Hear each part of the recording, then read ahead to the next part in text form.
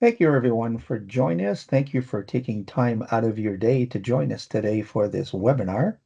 For those of you that don't know me, my name is Sylvain Fontaine. I'm a technical specialist here in modern work and security at IT Cloud, more specifically in the pre-sales team.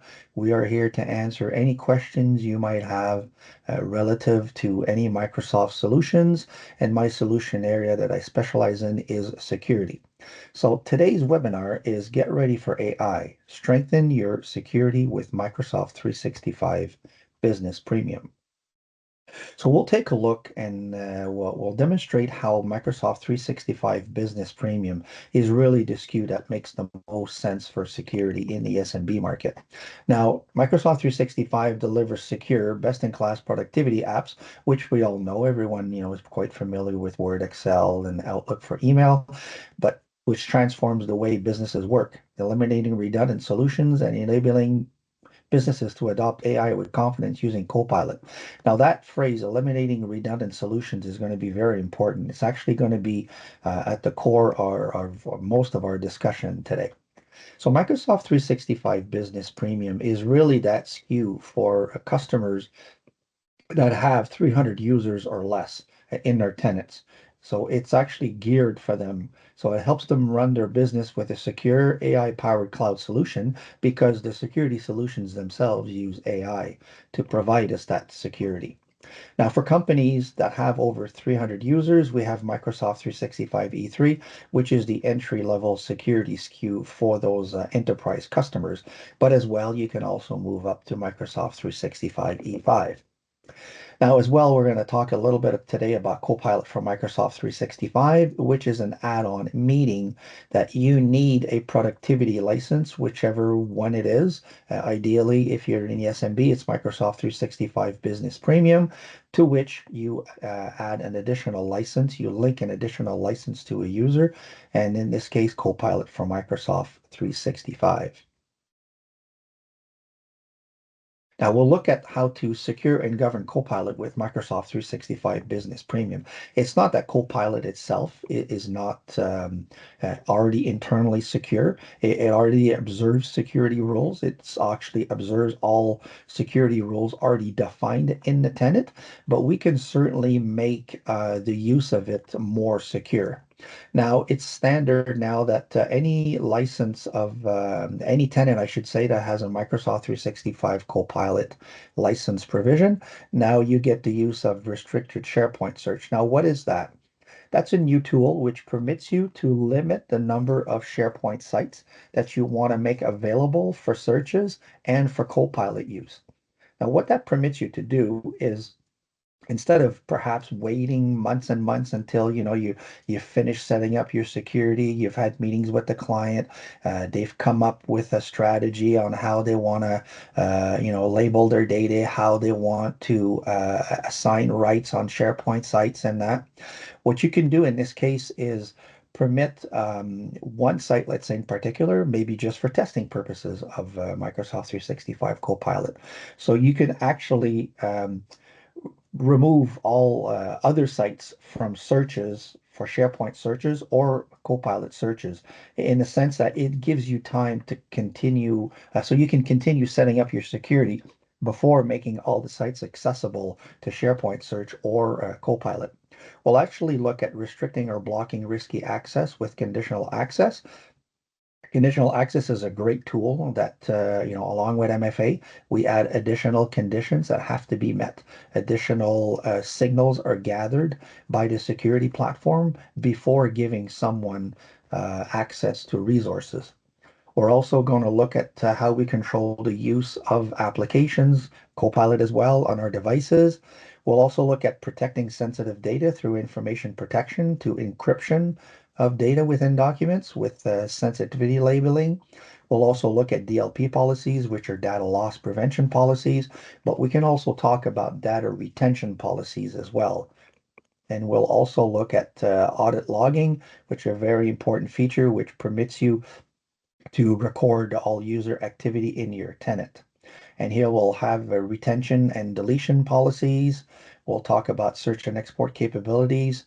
but as well, we can talk about managing cases and apply a legal hold. It could be a very important feature if you're, end up being in litigation with someone else that you do business with. You can take a copy of data, move it off to the side, and restrict access to it while litigation is ongoing. That way, you make sure that employees don't willfully, or let's just say perhaps I accidentally delete some very critical information that is part of your litigation. Now, Microsoft 365 Business Premium is very comprehensive in that.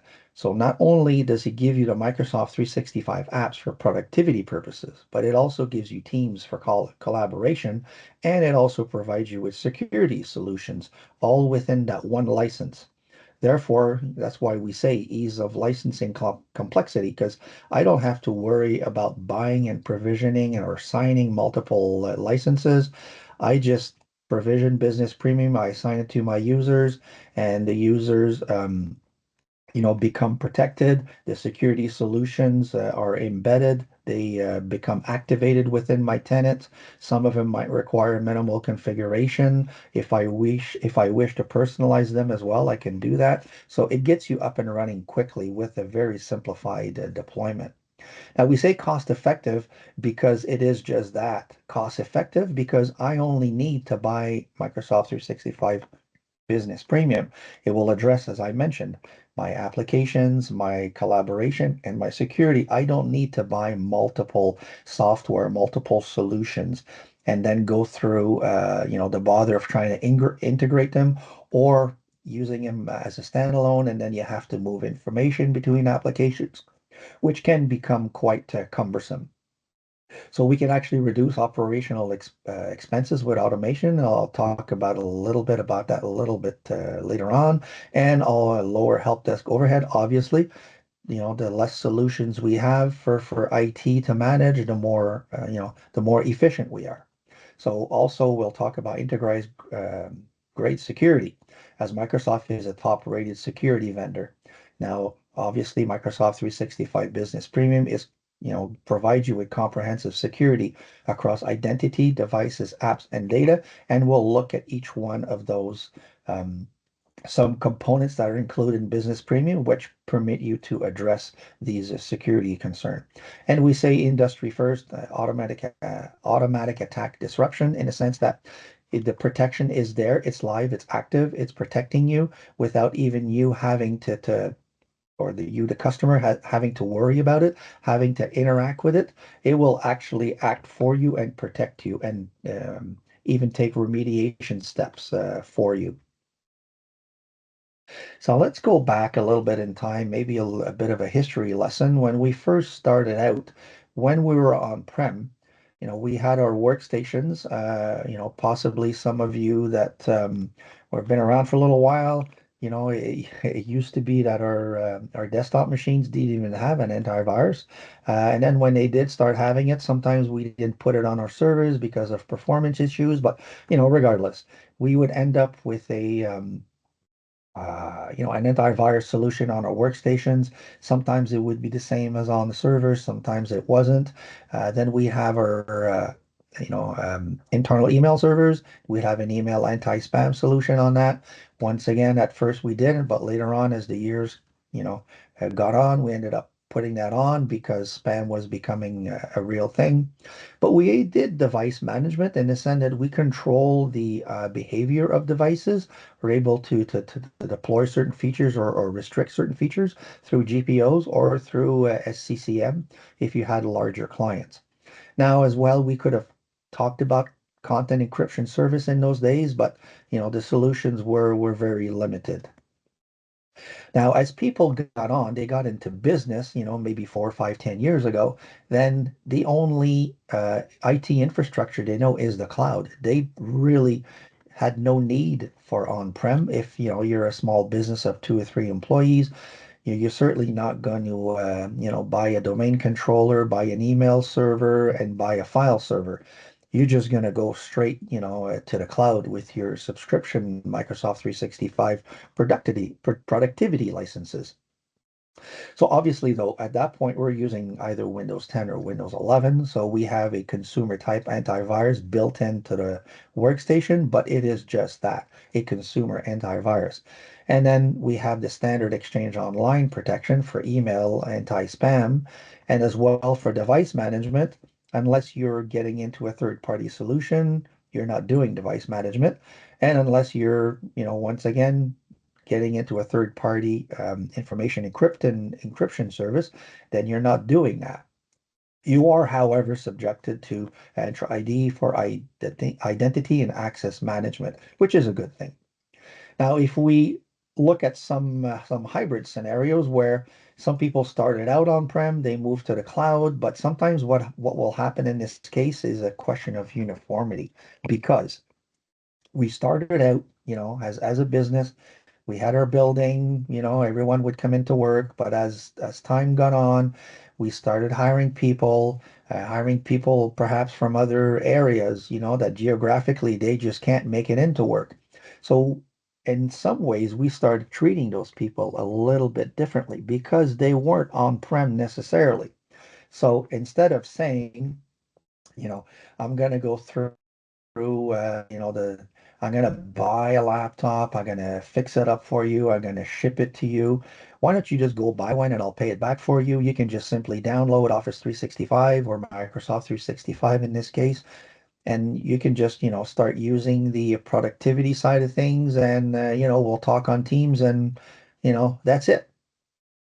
So that's where we run into this uniformity issue, where we have our IT infrastructure on-prem configured in such a way or protected in such a way. But then we have other people who are not coming into the office, who are working remotely, and they're working, in a different way, but they're also protected differently.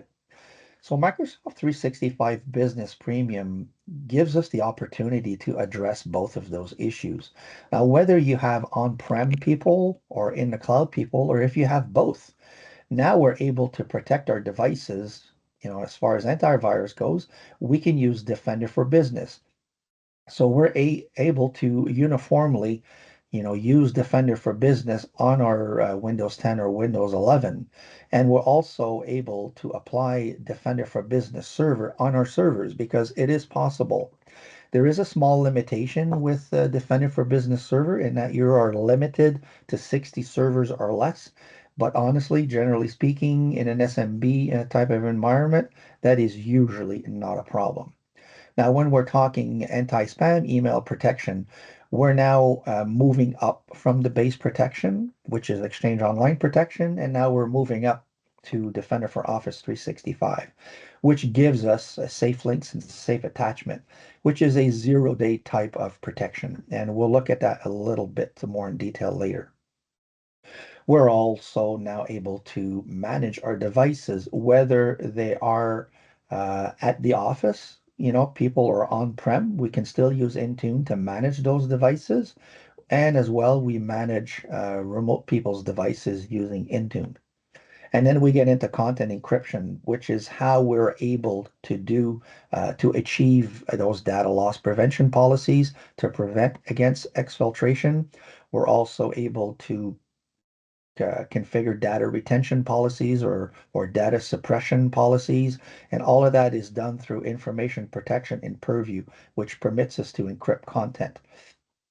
And as well, now that we have Microsoft 365 Business Premium, we have now the benefit of Enter ID conditional access, which means that we can add extra layers to the authentication process. So now not only do you need to provide a username and a password, but I could say, well, I permit you to log in, to 365 if you're either at the office or you're either at home. If you're not in either one of those two locations, I'm not going to give you access to anything except your email. Let's say, for example, I could even, restrict um, to whether or not your machine, if you're trying to use your ID on somebody else's computer, if your computer is not recognized in Entra, in other words, it's not registered or Entra joined, I will not give you access. Or if your device is not registered in Intune, I am not going to give you access either. So we can do a whole bunch of things in here with conditional access. Now, this is one slide that kind of speaks for itself, where we see Microsoft 365 Business Basic, where we have our mobile and web apps. Now, Business Standard offers us, on top of that, the desktop version of the apps. But in here, we're still having to use the default protection that comes with Microsoft 365. Now, there's nothing wrong with that. But if we want to bring things up to the next level, like I was mentioning before, we have information protection through Purview. So now we can encrypt and do a whole bunch of things. We've got our anti-spam with Microsoft Defender for Office 365. We can do conditional access through Microsoft Entra ID Premium Plan 1.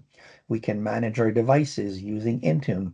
And as well, we have an enterprise grade of antivirus through Microsoft Defender for Business, or if we also want to apply it to our servers using Microsoft Defender for Business Server. Now, the whole idea is to build a zero trust foundation, but we will establish data security pillars that we want to secure our sensitive data. We want to monitor and manage data usage, and we want to be able to identify security incidents. And the way we do that is through centralized management. All of the uh, previous points in that slide that we just saw are actually attainable and achievable with Microsoft 365 Business Premium because we have now centralized or consolidated all our security solutions in one area. We have simplified security by reducing IT overhead, and we're also eliminating multi-vendor complexity and cut costs and automate management. We'll see a little bit about that with Intune, what we're able to do. We can manage and protect endpoints through our cloud management, and we reduce the risk of vulnerabilities with our antivirus, our Defender for Business in this case. Now let's look at how we can enhance identity management with Entra ID. Now, the challenge of today's workforce is that, as I've been saying in the beginning, we're not just at the office anymore. We're at home, we're on the road, we're on the move. So now we have an example here of a Northwind Traders employee that needs access to work data as they work from home on the go. However, bad actors may try to gain access to work information by stealing passwords. Now, in this case, the way around that is we can add an extra layer in the authentication process in the sense that if an identity has been compromised, we can now use, at least I hope that you're encouraging your customers to leverage the power of MFA. I know some of them are still a little reluctant, but I personally don't understand why, anyone would not want to do MFA. But on top of that, we can add conditional access, which is what I was explaining to do, that we are now able to add extra layer in that authentication process. And we do that through Entra ID, as I mentioned before. So ideally, as a minimum, people should be doing multi-factor authentication, but through our conditional access policies, as I was mentioning before, depending on where you are in regards to a physical location, depending on which device you are using, I might choose to limit your access to certain data or certain applications. As well, I can link that to Intune through compliance policies. In other words, if your device is not compliant and I decide in Intune what compliancy I consider, you know, I can set that I will only consider your device as compliant if it meets a certain version of Windows, if you have your antivirus is actually active and up and running, if your firewall is up. So I can determine a whole bunch of criterias in my compliance policy that I define in Intune because I'm managing my devices through Intune. I can actually link that through a conditional access policy. And we're going to see a little bit later on about self-service password reset, which is a very good feature. Now, as I mentioned before, MFA helps increase security by requesting users to provide not only a username and a password when signing in, but also a second authentication method. Now, there's different ways of invoking MFA. The easiest way, I mean, people initially started doing it was the per user multi-factor authentication, but that can be cumbersome because you're managing it, user by user. Do I is it configured? Is it enforced? Then I can use security defaults. Security defaults, I would say, is a better avenue than per user multi-factor authentication because what it does, um, it actually creates for conditional access in the background for you, which you don't see, which you can't manage or configure, but it does that for you for your protection. But ideally, when you have Microsoft 365 Business Premium, you go with conditional access. And as a matter of fact, you have to disable security defaults in order to use conditional access. Now, what conditional access does is it gathers those signals that I've been talking about, your physical location, the device you're on, the different applications you're requesting to access. So it gathers all of these signals, and then it can either be device-based, as I mentioned, or app-based. But after that, I establish all those criterias. Depending on this, once the signals have all been gathered, it comes to a decision on whether or not to permit me to go to the next step, allow or block access, and then it will enforce the rules behind, that permission or that grant that's been given me for me to access the organizational resources, pardon me. Also, I don't know if you saw that the conditional access policies are not set by default. So it's something you have to do manually. So when you get Microsoft 365 Business Premium, please take care and go through that. And as well in the Microsoft 365 Admin Center, if you go in setup, go into advanced deployment guides, and there's actually one for conditional access just to make it a little bit easier for you perhaps the first time. Now, when we're in a hybrid situation, ideally we still want Microsoft Entra ID, which is our cloud-based identity and access management service. We still want Entra ID to handle the authentication process, even though we have our local domain controllers. Now, the way we do that is on our domain controllers, we install Entra Connect, which what that will do is it will sync those local identities, those local usernames and passwords. It will synchronize those to the cloud. So what that permits is it permits single sign-on, but it permits a seamless experience for the user in that they only have one username and one password to access on-prem resources and cloud resources. So how do we synchronize those identities? Well, there's different ways of doing it. There's the password hash synchronization. So what that will do is, through Entra Connect, it will synchronize those on-prem identities to the cloud. But this one is a little different. It will also push the passwords, but in a hash format. So what that will permit you to do is that even if you're having issues with the internet connection at the office, or your domain controller is rebooting, you're doing an update, or it's down for some reason or another, people are still able to log on to the cloud and use cloud resources. Then we'll talk about pass-through authentication. That one is similar to password hash, but in this case, cloud people, when they go and try to connect to office.com, their authentication request will be routed to the on-prem local Active Directory server. Now, there's a couple of reasons for that. Some people might say, well, I have another software that I use for password control and it's running on my domain controller, and I always want to enforce that rule from that domain controller, or I don't want copies of my passwords, even though they're hash. I don't want a copy of that in the cloud. So there's a couple of reasons for that. But, once again, if that local on-prem infrastructure is down, no one can log in locally, obviously, but they also can't log in to the cloud. And then we have federated authentication, where once again, Microsoft Entra ID is taking care of that authentication request, but in this case, it will redirect that to another identity provider. Now there's that Microsoft Entra self-service password reset.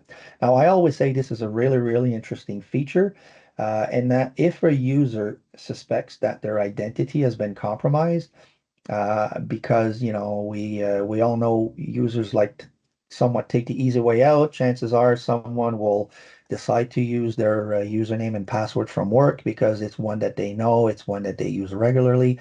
They might use that as a an identifier, as a login on another platform. And then they heard, oh, I heard that that platform has been breached. All username and passwords have been leaked. So, maybe I should change my password. But guess what?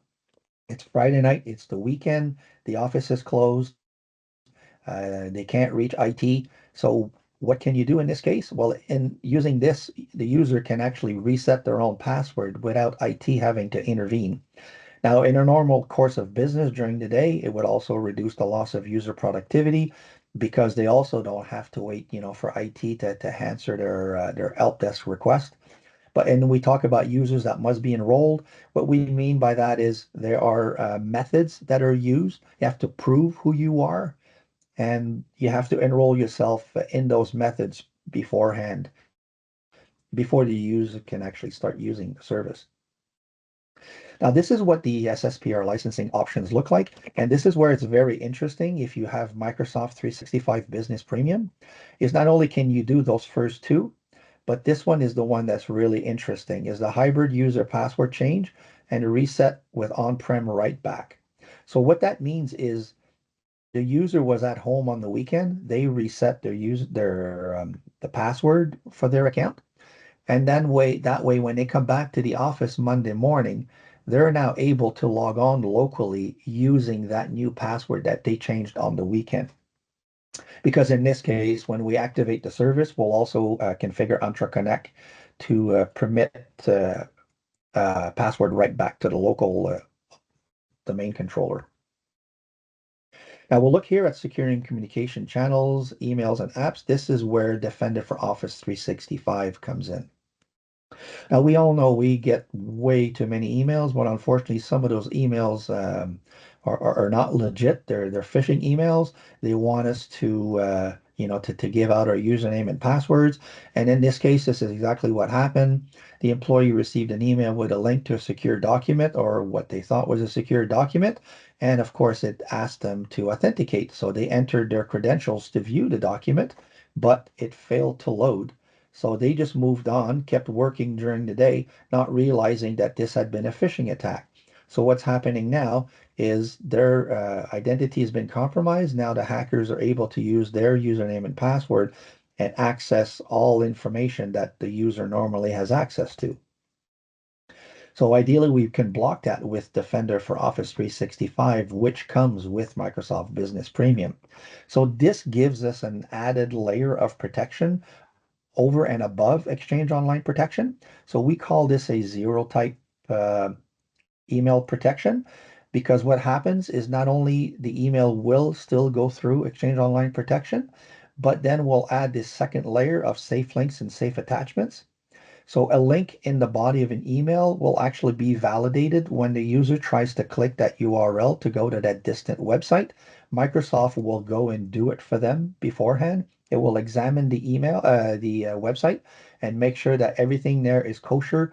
It's not actually forcing another redirection. It's not a website that's trying to lure them into a scam, and it's not asking for credentials, that look suspicious. And then we also have that same protection in safe attachments. So the attachments will come in, and what is going to happen at that point is this: someone will send you an email. It'll get to Microsoft 365. Now, the email contained an attachment. We've already talked about the safe links and what happens here. We do that detection. Microsoft emits a verdict and either permits us to go to the website or not. But in the case of an attachment, we go through the safe attachments filter. Now, what happens is Microsoft detonates the attachment in a sandbox in the cloud. What that really means, it's a virtual machine in the cloud, which actually looks inside that attachment, will look at the content, will look to see if there's any active code in there. We'll look if there's any redirecting URLs. Is it actually trying to send me somewhere that it shouldn't? Is it trying to hide itself within that attachment? So if Microsoft deems it unsafe, it will just drop it into the bit bucket. But if it's safe, it'll basically just send it on to the recipient's mailbox. Now let's look at strengthening security through endpoint protection. Now we know ransomware are rampant, unfortunately. I don't think they're about to go away. Now, what typically happens is once again, all our data becomes encrypted, it becomes inaccessible for us, and we either have to pay the ransom or not if we want to get access back to our data. I was saying, you don't necessarily have to. Some people don't. They just prefer restoring a backup, but you have to weigh the pros and cons. How long is it going to take me to get back online? Every minute I'm offline, I'm running, I'm a store and 90% of my orders come through online, or I'm a knowledge base entity and I deliver all my, let's say I'm actually a trainer, I deliver all my course material online from a website. I can't afford to be down. So, you have to weigh the pros and cons, unfortunately. But one way around that is to have to upgrade your antivirus. And I mean upgrade from the standard one that comes with your Windows 10 or 11 and upgrade that with Microsoft Defender for Business. Now, Microsoft Defender for Business permits you to elevate your security. And what we mean by that is it comes built in with vulnerability management features as well as attack surface reduction features. And then we have the next gen, which actually kicks in following these two. You first go through this process, and then we go through this second process. And if for some reason something, might have still slipped through, well, chances are we're going to pick it up here in our next gen protection. And then that same process, that same action is examined again through our endpoint detection and response. And then we also have the possibility of auto investigation and remediation. And what that means is that the user might encounter a situation for which it was problematic for them, but guess what? The antivirus fixed it, and they didn't even know that it was problematic, and they just kept on working, as regular. But you, as an admin, would see that alert in the Defender Admin Center. Now we're also able to link Defender because that's where all those security signals are gathered. So what really happens when we deploy Defender for Business on a Windows machine is actually does not install a new version of an antivirus. It activates behavioral sensors. So those behavioral sensors now record uh, every antivirus related activity, sends those signals by telemetry to the Defender Admin Center, and in there we get access to all the alerts.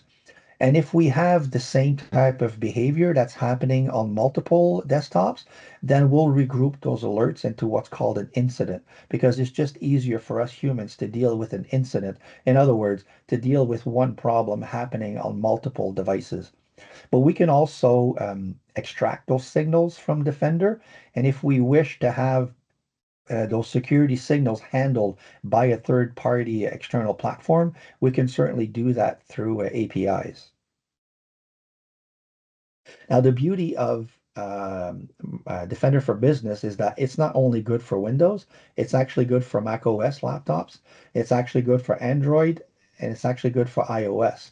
And that's the beauty of it, is all your mobile devices, all your office machines, your laptops are covered, and you can even cover your virtual machines, whether it be Azure Virtual Desktop or Windows 365. Now let's look at ensuring compliance and governance with Purview. Now this is where we get into our information protection to our encryption. Now what are the most urgent data security challenges? It's to discover sensitive data, whether structured or unstructured, on premises or in the clouds. Now, that's usually the first thing to do when you start thinking about using information protection and encrypting, protecting your data. Ideally, what you want to do is you want to assign sensitivity labels. I can either declare that this type of document is private, this one is internal, this one is confidential, this one is HR, and relative to each one of these labels, I decide who can act on those documents and what they can do using what application. And the whole purpose of that ultimately is we want to keep the information secure. Even internally, we don't necessarily want people that are not entitled to have that information to have access to that information, but we certainly want to prevent exfiltration. I mean, that's basically a lot of your secrets. If you're in the pharmaceuticals, all your process, all your patents, you certainly don't want those recipes, those formulas to be leaked out. So that's why I really like this little picture here of this square box, which think of it as the office, with the four walls. And the diamond is what? That's our most precious thing. It's our information as a business.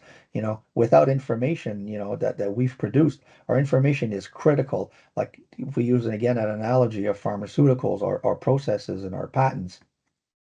Now, the idea is we lot or very often, or most often, I was going to say, we protect ourselves from external attacks, but we should also think about insider risk, about employees within, and that's where information protection through those sensitive labels comes into play. It prevents those accidental data loss or data breach. So what happens in this case is the employee has access to a company file, downloads it to a personal USB.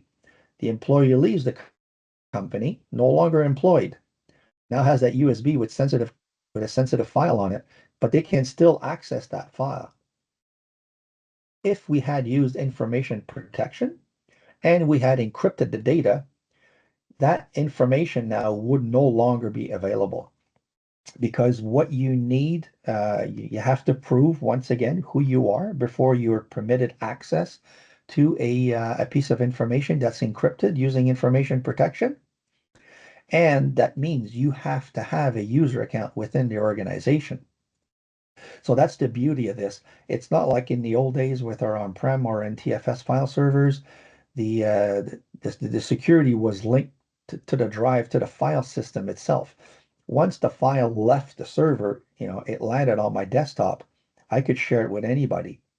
So at first, this was the same scenario, but because we encrypted the content of the document, you now have to prove that you are part of that organization. So what happens when the employee leaves the company?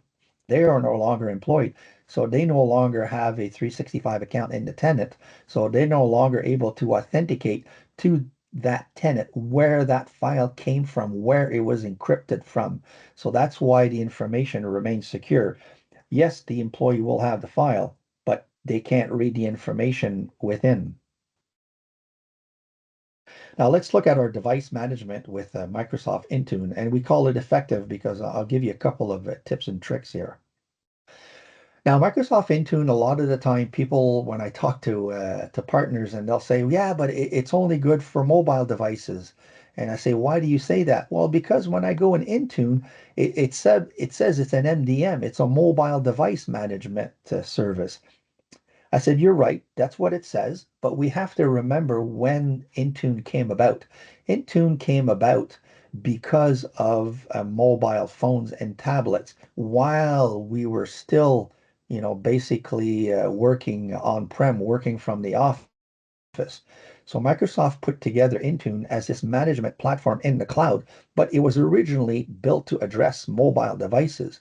But now it's very well able to work on the desktops or laptops. And as well, we can actually have it co-managed as well, that we can combine that with your on-prem device management. We can actually link Intune to it.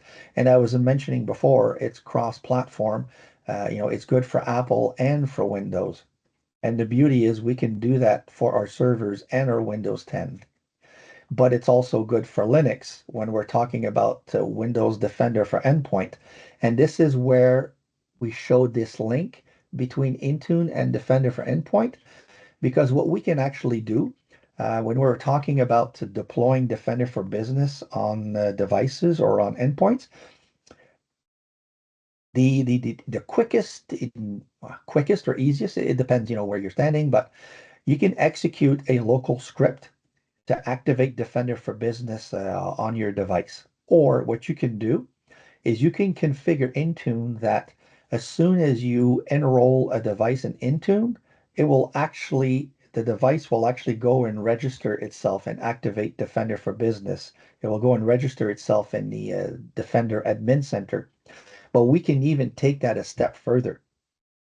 We can even go as far as that once a device becomes registered or joined in Entra, I can configure things in a way that as soon as it becomes recognized in Entra, I can actually have it auto enroll in Intune and actually have it auto register in Defender for my purposes of Defender for Business.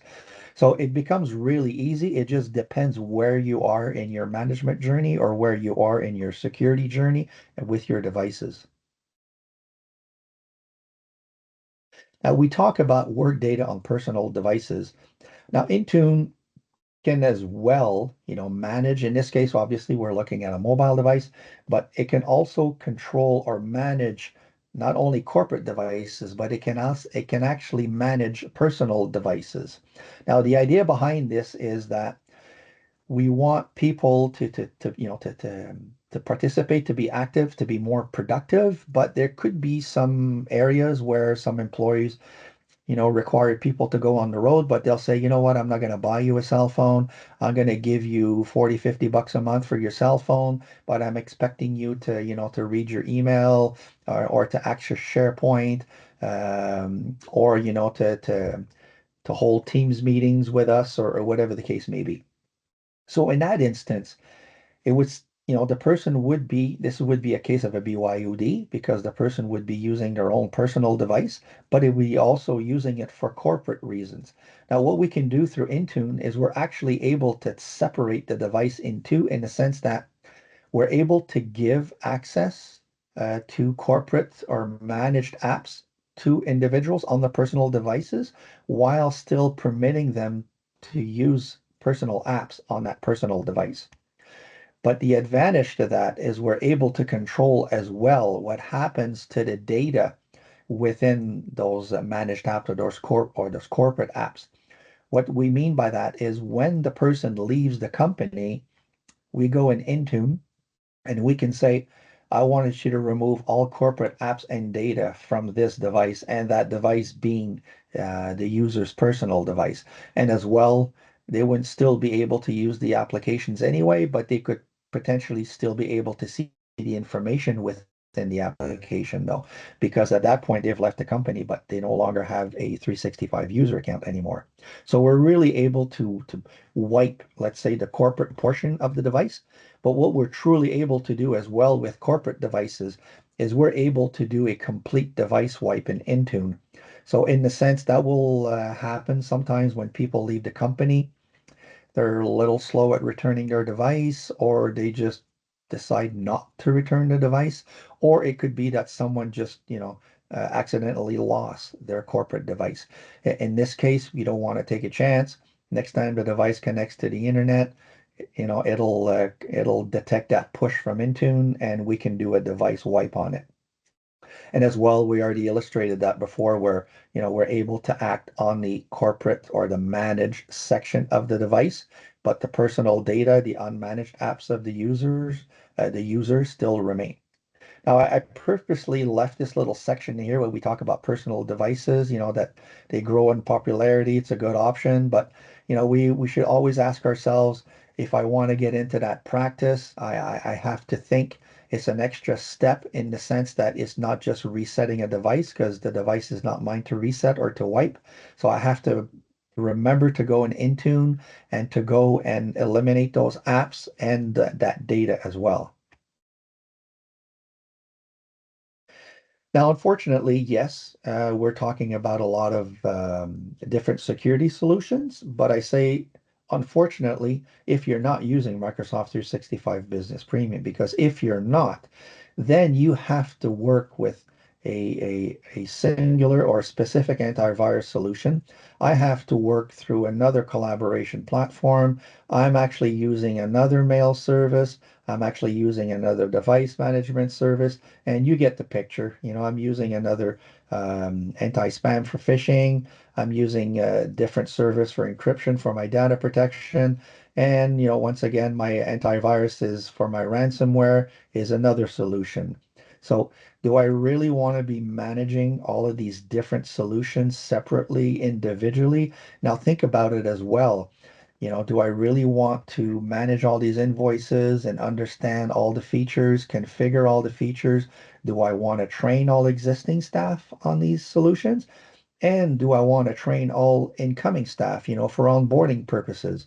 Or wouldn't it just be easier to use Microsoft 365 Business Premium, where within my business premium, I basically get everything I need. I get Intune, I get Purview, information protection, I get Entra, I get Defender. So I'm able to really control and secure my devices from one central location. And as I mentioned before, all you got to do is provision the SKU, and those blades appear and become active in your 365 admin center. Some of them will require a little tweaking, a little adaptation, but some of them work right out of the bat without you having to intervene at all. Now, I find this little graphic interesting where we do that comparison as well. We talked about all those different solutions to manage, but yes, there's a cost to that, right? Because I have to purchase them all individually. Now, if we look at that cumulatively, we know we're looking at approximately $81 a month. Whereas if I go with Microsoft 365 Business Premium, I only have that one SKU to purchase. And what a time it is to be talking about Microsoft 365 Business Premium, because not only is it renewal time, and we know this because Microsoft tells us this, that all NCE renewals within the next couple of months will account for pretty close or almost half of all renewals for the entire year. So now is the time to talk about, the Microsoft Business Premium 15% promo. So the idea is if you don't have any clients that are using Business Premium, let's say they're using business or business standard or business basic, it's really time for them to move up to business premium. So not only can we secure their environment, we can secure it as well and prepare it for Copilot use. As well, we have the upsell to Microsoft 365 E3. That promo is good until June 30th. So customers that have more than 300 users, that is really the entry level SKU for security for them. Then we have the upsell to Microsoft 365 E5. So once again, new to Microsoft 365 E5. So customers that are not using Microsoft 365 E5, well, you could upgrade those to that SKU and receive a 15% promo on the price of that. And as well, we still have that Microsoft 365 Copilot promo. That was set to expire back in December, but Microsoft has extended it to April 1st. And April 1st happens to match as well the date for Microsoft Business Premium. So that's why we're saying now is really the time to have that security conversation with your client, but it's also time to have not only that security conversation, but have that co-pilot conversation because they really go hand in hand. And as well, for those of you that did not know that, since December last year, Copilot is still only available annually, but you can now have it billed monthly. So customers that were, didn't want to shell out, almost that 400 some odd dollars, as a flat out payout for the first time for the whole year. Now you can actually spread the payments monthly for the year. And as well, we have IURs, individual user rights, are available for certain partners. And I say certain partners because the way it works is you have to qualify for the program, but the way you qualify, it's all dependent on your solution designations, how many certifications you and your staff have. So depending on all of that, you accumulate a certain number of points, and depending on the number of points that you accumulate, that will means that you will could be entitled to one, two, three, four, five free Microsoft 365 Copilot licenses for your own use in your business. I'd like to point out for some of you that did not know that IT Cloud has a Copilot Champions community. Now, the reason we set that up is to encourage participation, but as well encourage the knowledge of Copilot and what can we do with that. Now, the idea is you join this Copilot community. You can scan the barcode you see on the screen, or you can go to IT Cloud's main website, and you'll see on the top menu there's a section that will bring you to the Copilot community, and you just fill out the form, say that you're interested in becoming a member, and we'll get you onboarded in that. Now, the whole idea, as I mentioned behind that, is for people to participate, people to share their experiences, to share their questions about Copilot as well, and explain how their wins and some different use cases, how were they able to bring it to customers, and what has been the experience so far with customers. And through that Copilot community, we have what are called Copilot Fridays. Now, we do once a month, we'll have a Copilot Friday where we'll actually do a live event where everyone can participate and share in. And sometimes we'll have someone do a presentation. We've had some in the past where it's been different partners from IT Cloud that have presented, how they position this SKU, the Microsoft 365 Copilot SKU, or some others have shared what some of their customers' wins are, how they were able to increase productivity through the use of Microsoft 365 Copilot. And we're talking about YouTube. Yes, IT Cloud has a YouTube channel. It's public, it's free. You can go on there, go and navigate as well. This webinar will be made available shortly after today. And there are other webinars, other products. We actually do some product comparisons. There's one on Defender for Business. There's one on a comparison between Bitdefender and Defender for Business. There's a bunch on Copilot. There's some with AvePoint using policies and insights to get a risk assessment report before thinking of implementing Copilot. So there are many, many useful resources there. So don't hesitate. Go and browse to see what's available. And while you're there, please like and share our webinars with your colleagues and network because we really want the information to get out there.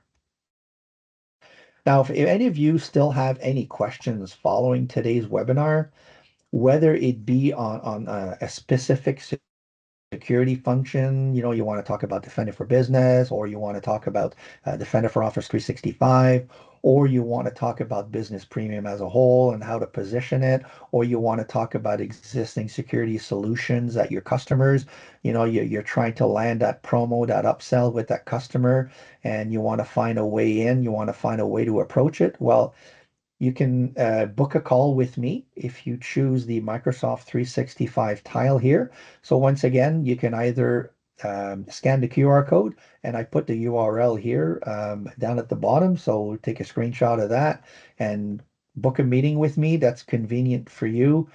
Pick a date and time, and we'll certainly talk about security and whatever your concerns are.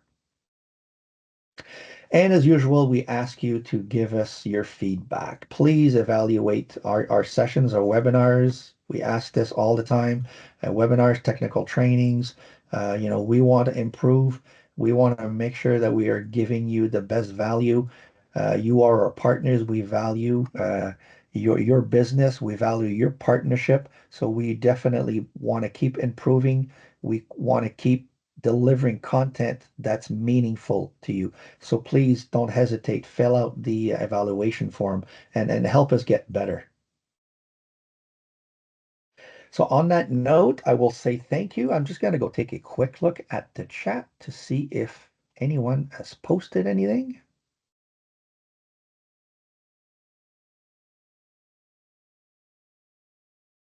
I don't see anything at the moment in the chat. Let me just check the Q&A. Don't see any unanswered questions here at the moment. So on that note, I would say thank you. So thank you for joining us. Thank you for taking time out of your busy schedule to join us. And we certainly hope that it was meaningful and that it answered some or most of your questions, or not all of it.